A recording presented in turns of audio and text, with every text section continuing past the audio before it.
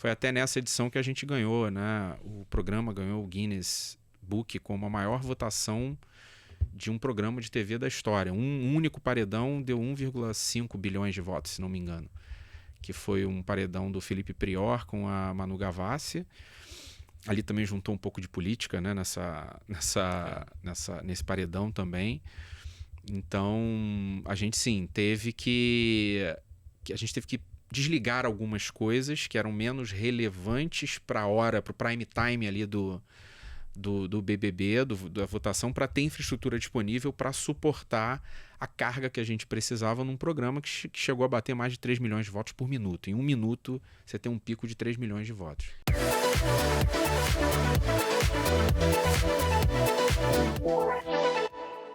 Olá, está no ar o Fala Aí, o podcast que reúne as maiores lideranças de tecnologia das maiores empresas do Brasil. E o assunto de hoje é mídia, é comunicação, porque eu tenho o maior prazer em receber aqui no Fala Aí Carlos Guzmão, Head de Tecnologia da Globo. Obrigado pela presença aqui em nosso estúdio. Obrigado, eu que agradeço o convite, Bruno. Vai ser um prazer bater esse papo com você aqui. Carlos Guzmão, para começo de conversa, qual é o papel da inteligência artificial na Globo? Vem assumindo um papel preponderante, né? Assim, muito relevante na empresa, em vários processos, desde processos de criação de conteúdo, entrega de publicidade, processos internos, né, mais corporativos, back-office, tentando ali, num primeiro momento, ganho de eficiência, que eu acho que é um common ground para todo mundo que está ali com IA, mas eu acho que vai além de ganho de eficiência, né? Acho que tem ali um papel de tentar trazer mais qualidade para alguns processos. Talvez quando a gente fala de conteúdo, principalmente, pontos de vistas diferentes para conteúdos.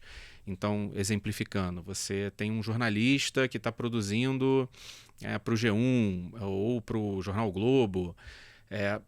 Como é que uma história que vai ser contada nesses produtos pode ser contada por outros pontos de vista? A IA pode ampliar mais a visão do jornalista também sobre temas. Então, a gente está falando de qualidade, a gente está falando de ganho de eficiência, e está falando também de ampliação de visão sobre temas, sobre processos.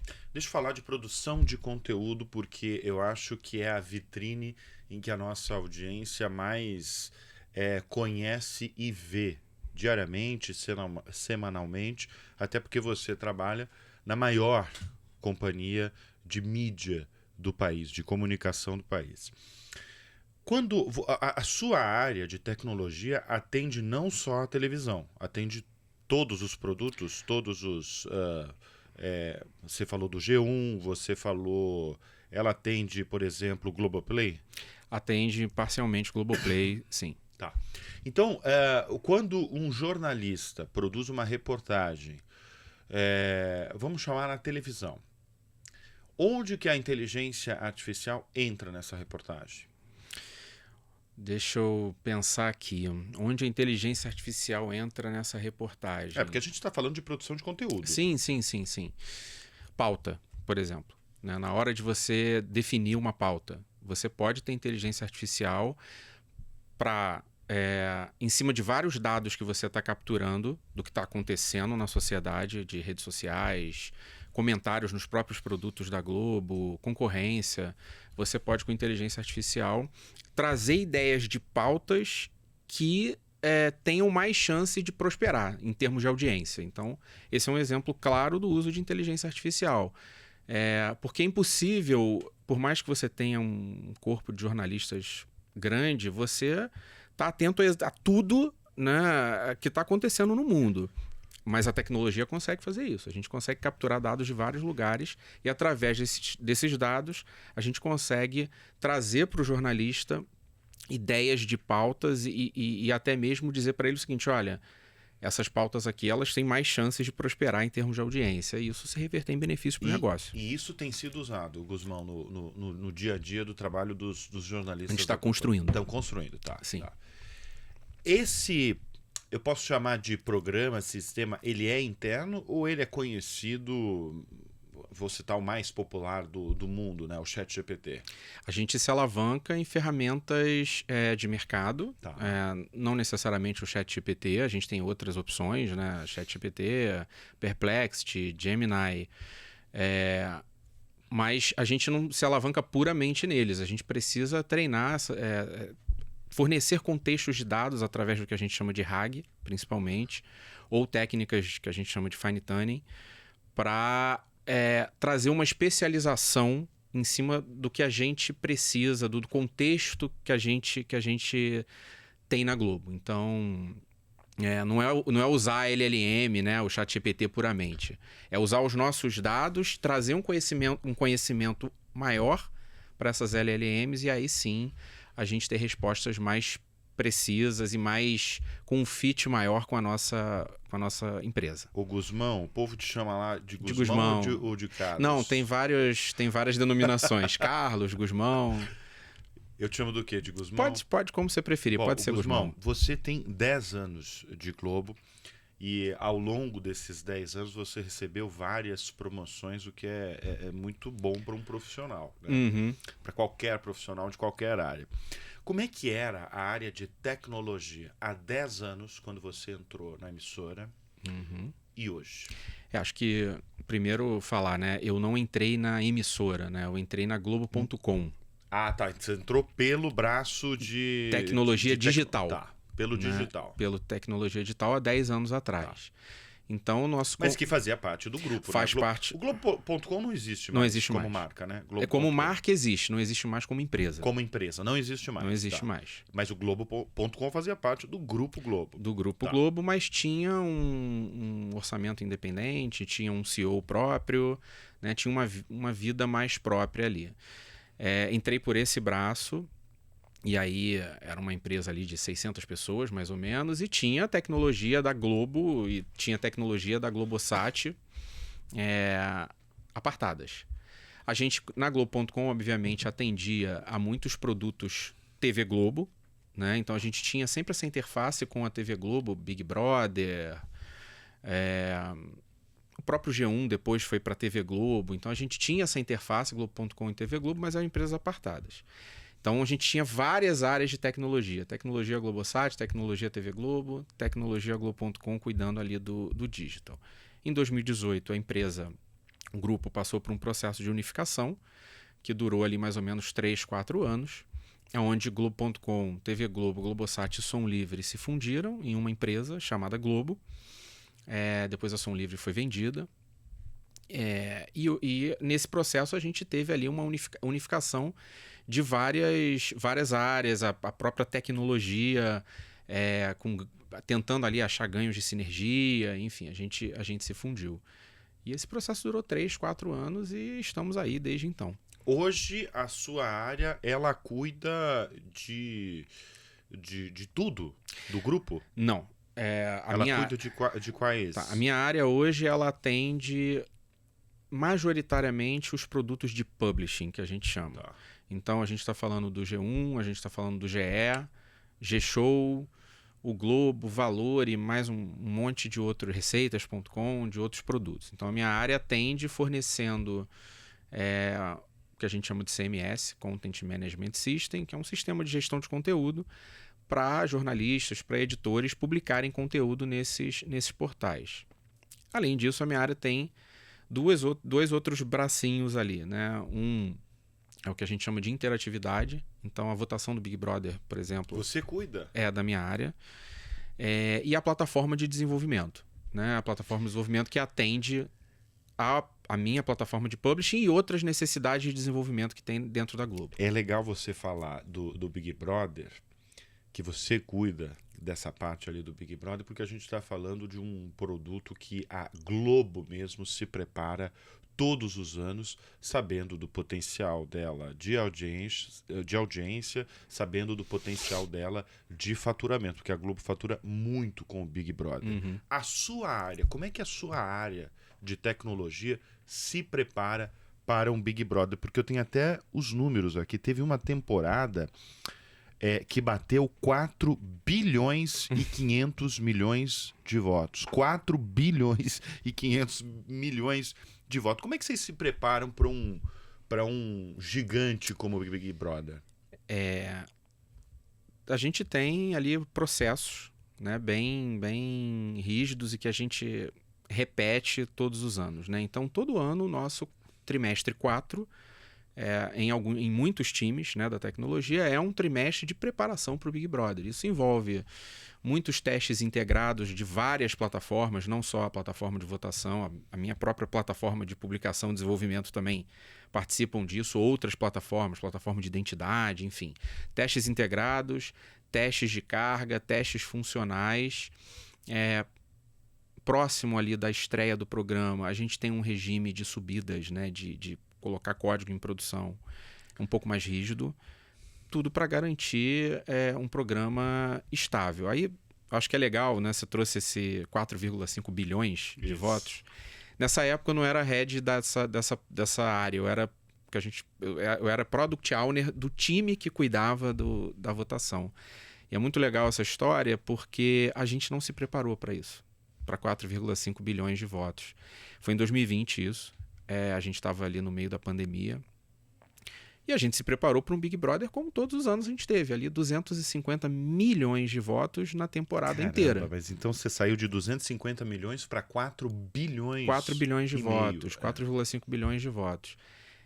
A gente não sabia tecnologia que iam ter ali famosos ou influencers, né, de internet, enfim, entrando no programa. E isso, junto à pandemia... Que as pessoas ficaram trancafiadas, exato, assistiram mais televisão, evidente. E era, tirando o jornalismo, o único programa ao vivo que se tinha na época. Então foi digamos assim, uma explosão, né? Assim, isso. E aí a gente teve que ajustar as coisas ali com o carro andando, né? Trocar o pneu com o carro andando. Mas teve, por exemplo, momentos nessa temporada, por exemplo, que caiu...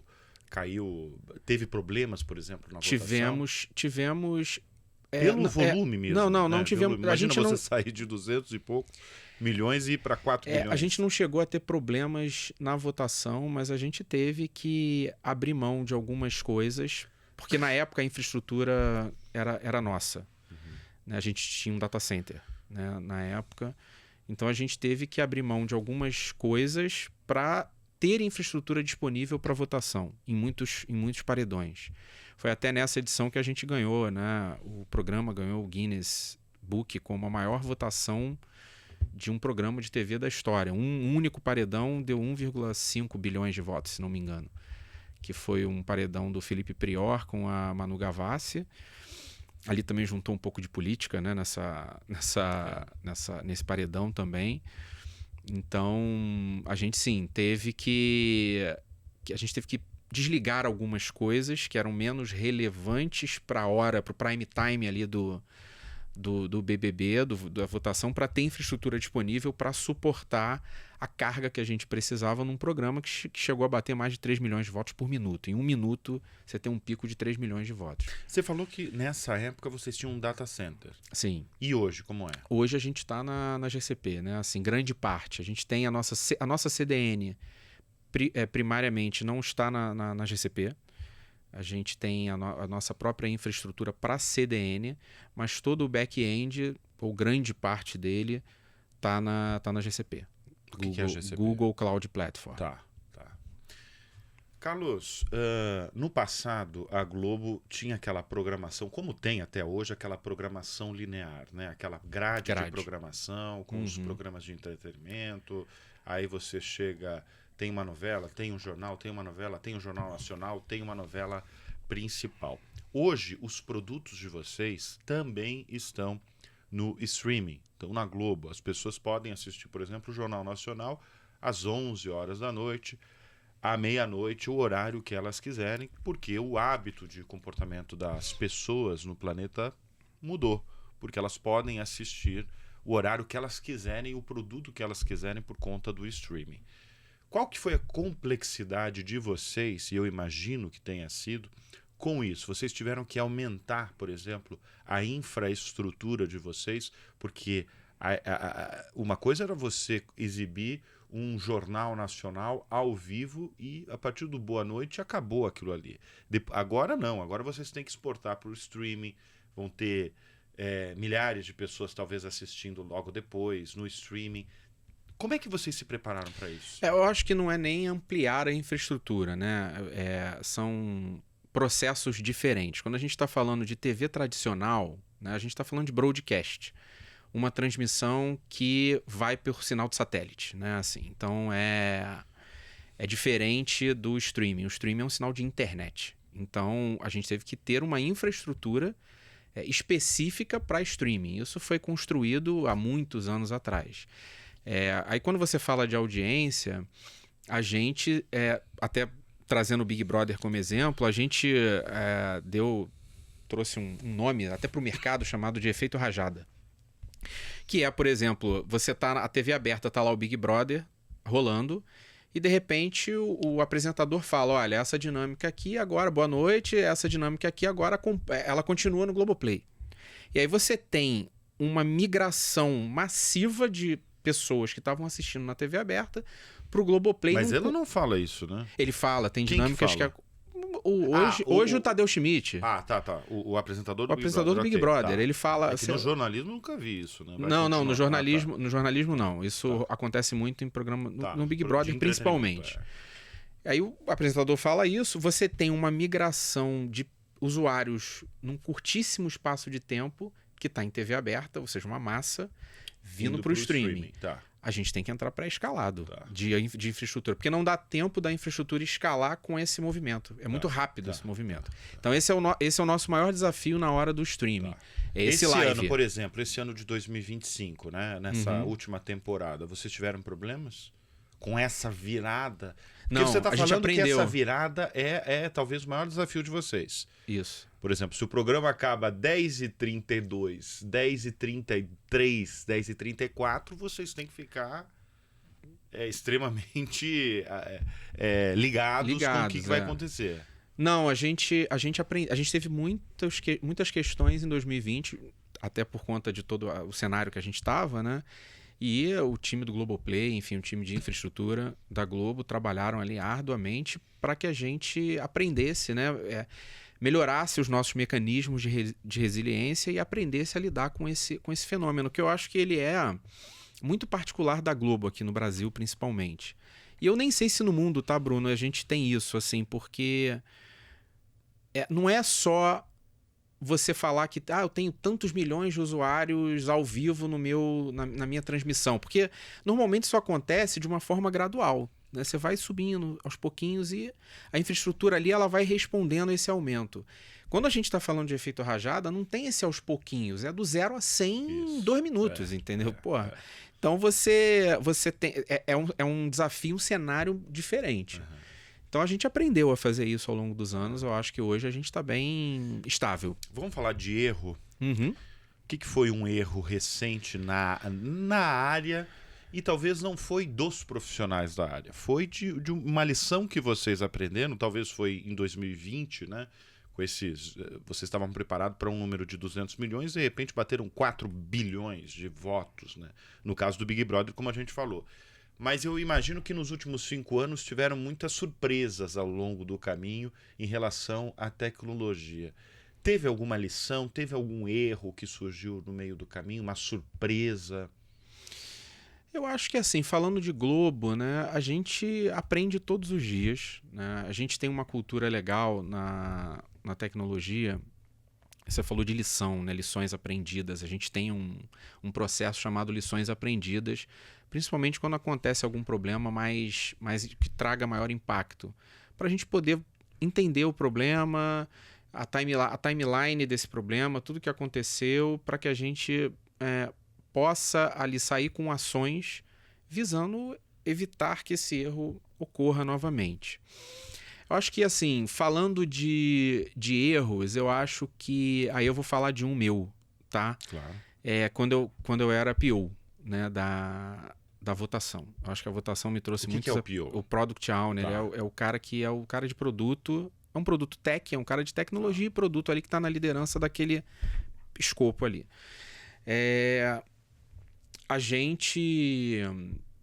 usava um fornecedor para ter segurança na votação, né? Em 2020. E... Segurança, você diz o quê? Uma auditoria? Não. Um processo, nem auditoria, não. Para que o processo mesmo seja seguro na hora de votar. A gente evite bots, robôs, ok. etc. Ótimo, tá. E a gente, há poucos dias do Big Brother ali, a gente descobriu uma falha, né? E aí eu acho que ficou... A gente até tinha o que eu chamo não, né? A gente tinha um backup, digamos assim, para esse tipo de coisa. Outros mecanismos de segurança para substituir esse. Só que quando a gente descobriu essa falha e a gente precisou lançar mão desse mecanismo de segurança, a gente não estava totalmente pronto, sabe? E aí foi um processo altamente estressante que poderia ser, para poder colocar no ar esse outro mecanismo de segurança, que não precisaria ser. Se a gente tivesse lá atrás se preparado de fato e entendido que, cara, esse fornecedor, por mais que ele nunca tenha dado problema pra gente, um dia pode acontecer. Ninguém tá, né, totalmente... não tem essa coisa não existe falha, né? Então essa foi uma lição aprendida que em todo o Big Brother, principalmente, e em eventos de grande repercussão para a empresa e importância, a gente precisa estar preparado para os casos felizes e para quando a coisa não vai acontecer bem. A gente tem que ter a mesma preparação. Então, se a gente tem backup desse mecanismo A, B ou C, vamos testar ele também antes. Vamos ter processo de implantação rápido disso se uma falha acontecer aqui e acolá. Então esse eu acho que foi um aprendizado ali grande que a gente teve. Guzmão, você começou, como a gente falou aqui, você começou na Globo.com e ao longo da última década você passou por várias áreas. Pelo que eu entendi, você está bem agora focado na produção de conteúdo, né? Apoiando o jornalismo, apoiando a tecnologia para a eficiência do jornalismo. Na sua visão, como profissional de tecnologia, qual que é o futuro, a curto, médio, até longo prazo, da produção de conteúdo? Você acredita que vamos ter, em breve, apresentadores, avatares? Você acha que a gente pode ser, eu mesmo possa ser substituído por um avatar? Eu acho que não. Eu sei lá, assim, não, pelo menos não num curto, médio prazo, não acho isso. Mas acho sim que muitos processos que hoje são ali custosos para as redações, eles não vão ser mais tão custosos, né? A gente vai conseguir automatizar muita coisa. Então, um exemplo muito, muito ali banal, né? Sempre que uma matéria, antes de uma matéria ir ao ar, você precisa revisar ela, você precisa ver se ela tem erros, se a legibilidade dela tá boa, se semanticamente tá fácil a compreensão desse conteúdo. Só que às vezes fazer isso para toda a matéria, para mais de 3.000 matérias que são publicadas em produtos digitais da Globo todos os dias, não é nem e em redações muito dispersas, a gente está falando de 118 afiliadas que publicam conteúdos nos produtos digitais da Globo. É muito difícil você ter um processo que funcione 100% para isso e que todo mundo consiga fazer todos esses processos de revisão tão ali, né, tão precisos. Então, um exemplo, a IA, a tecnologia vem para que isso não precise mais ser feito. Então, eu acho que a gente vai ter um futuro onde muitos conteúdos podem, no primeiro momento, só passar por uma revisão de um jornalista. E em alguns cenários, sim, eu acho que a gente pode ter, pode ter conteúdo sendo publicado por IA, mas sim. Eu acho, agora falando como jornalista, tá? Eu acho que precisa, a curto e médio prazo, de uma orientação humana em algum momento. Eu tenho um caso de um veículo brasileiro, não é do Grupo Globo, que esse caso ficou muito emblemático no setor, né? Que ele fez, inclusive, uma matéria envolvendo vocês, que eram assim, as 10 vilões mais emblemáticas da história da dramaturgia brasileira. Uhum. E dessas 10, 5 eram de vilãs que nunca existiram. Ou seja, essa matéria foi feita por IA e a IA alucinou completamente, porque 5 eram verdadeiras e 5 nunca existiram. Essa matéria, sem dúvida, eu acredito que não foi passada por nenhum humano ou, sei lá, uma pessoa totalmente que confiou na IA e publicou essa matéria e foi pro ar. E de um veículo que é um veículo que tem um nome, para ver a importância disso, porque você está mexendo com uma marca. Claro, uma marca reputação da marca. A reputação da marca. Então eu acho que tem um ponto aí também.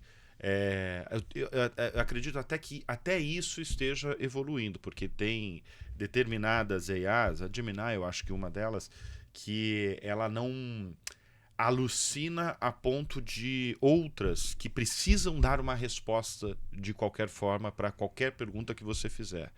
E essa resposta, muitas vezes, se ela não sabe, através dos dados que ela tem, ela vai te dar uma resposta que pode ser uma alucinação. Pode. Não, assim, vamos lá. Primeiro, a Globo não tem nenhuma diretriz de que a gente vai substituir jornalista, não temos essa diretriz. Eu estou falando aqui uma crença pessoal minha. Eu acho que, como eu disse, claro, em curto, médio prazo, eu não vejo isso acontecendo. Eu vejo a IA apoiando o jornalista nos processos que são processos ali custosos e que não estão no core do jornalista. O jornalista está ali para contar uma boa história. Ele não está ali para ver se tem um erro de português.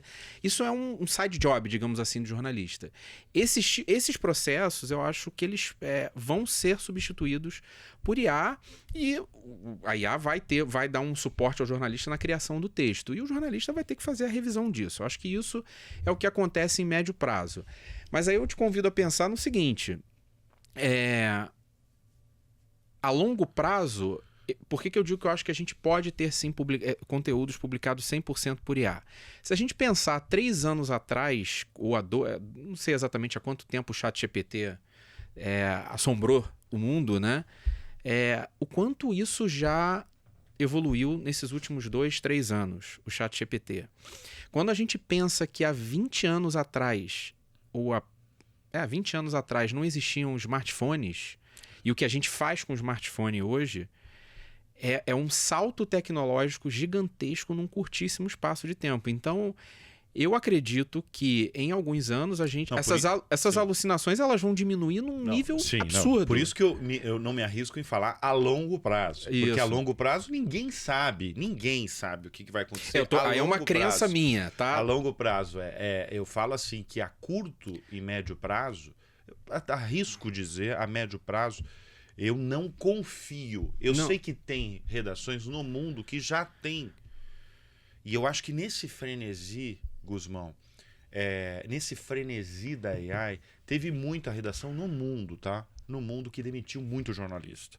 E agora eu tô vendo um movimento de algumas dessas redações que demitiram muitos jornalistas, recontratando alguns, talvez não todos, mas recontratando alguns, porque viram que você não pode colocar na mão 100% no dia de hoje. No dia de hoje, não pode mesmo. Colocar uma AI para domar, para redigir, porque em alguns momentos, como eu citei um caso, tem outros casos, né?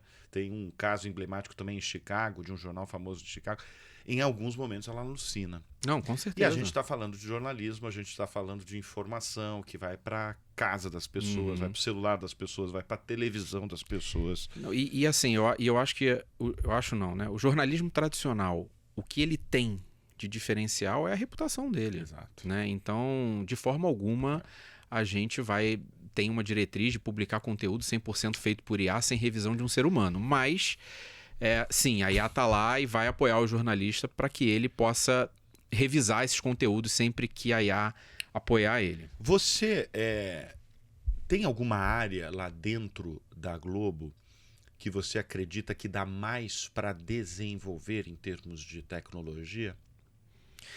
Sim, acredito, e a gente está fazendo isso, né? A gente agora está passando por um outro processo de reorganização da tecnologia da Globo, onde o linear e o digital se juntam mesmo por conta da TV 3.0. Não sei se, né, DTV+, TV 3.0.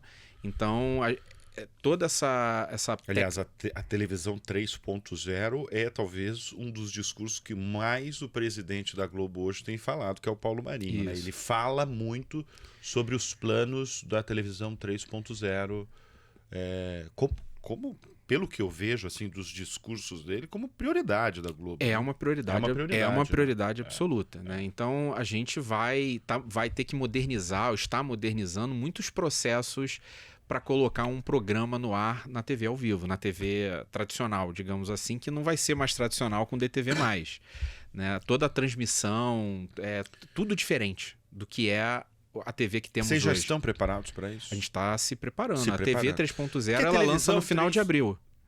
Então amanhã já. É amanhã. No final de abril. Assim, ainda com poucos headsets ali. Guzmão, basicamente, a televisão 3.0 é o seguinte: a gente está com uma televisão aqui no nosso estúdio, né? Uhum. Então, por exemplo, está passando uma novela.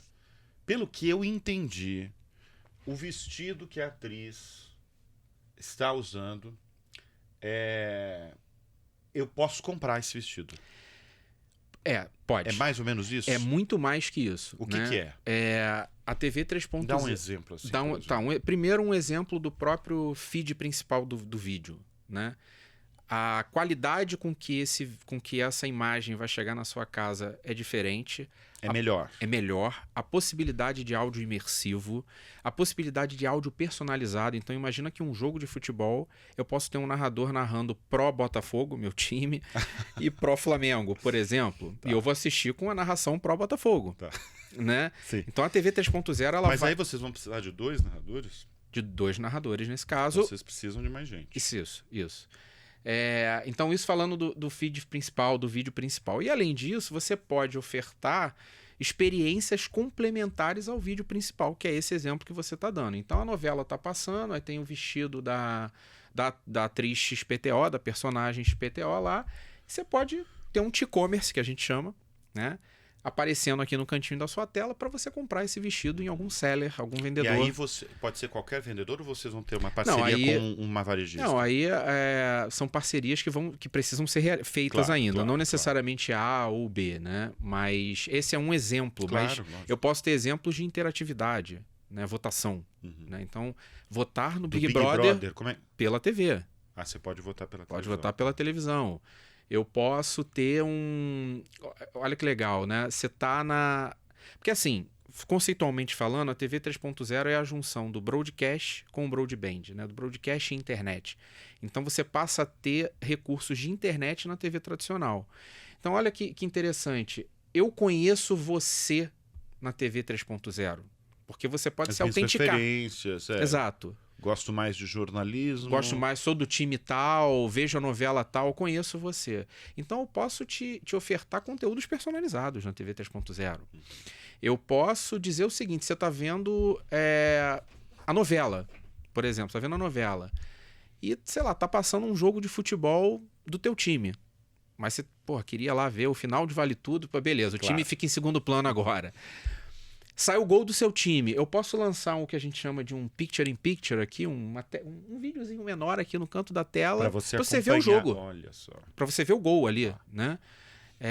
Eu posso te direcionar direto pro streaming a partir da TV 3.0. Tudo isso precisa com um novo aparelho de televisão? Ele vai ter que estar preparado? Eu acho que vai ter primeiro novos aparelhos, a indústria está se movimentando, é uma indústria imensa. Eu estou conhecendo até isso, porque como eu disse, né, eu era Globo.com, tecnologia mais digital, portais, etc.